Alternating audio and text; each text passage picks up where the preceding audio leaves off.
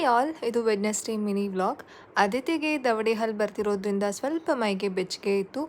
ಜ್ವರ ಬಂದಾಗ ಸ್ನಾನ ಮಾಡಿಸ್ಬಾರ್ದು ಅಂತ ಆ ರೀತಿ ಏನೂ ಇಲ್ಲ, ನಾವು ಸ್ನಾನ ಮಾಡಿಸ್ಬೋದು. ಬೆಚ್ಚಗಿನ ನೀರಲ್ಲಿ ಸ್ನಾನ ಮಾಡಿಸಿದೆ.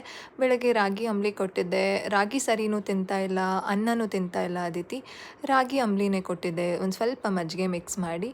ಆ್ಯಂಡ್ ಆ್ಯಕ್ಟಿವ್ ಆಗೇ ಇದ್ದಾರೆ ಅದಿತಿ, ಏನೂ ತೊಂದರೆ ಇಲ್ಲ. ಬ್ರೆಸ್ಟ್ ಫೀಡಿಂಗ್ ಮಾಮೀಸ್, ನನಗೆ ಹಾಲು ಸಾಕಾಗ್ತಿಲ್ಲ, ಹಾಲು ಕರೆಕ್ಟಾಗಿ ಆಗ್ತಿದೆಯಾ, ಹಾಲು ಕಡಿಮೆ ಇದೆಯಾ ಅಂತ ತುಂಬ ಡೌಟ್ಸ್ನ ನನಗೆ ಇನ್ಸ್ಟಾಗ್ರಾಮ್ ಪೇಜಲ್ಲಿ ಮೆಸೇಜ್ ಮಾಡಿ ಕೇಳ್ತಾ ಇರ್ತಾರೆ.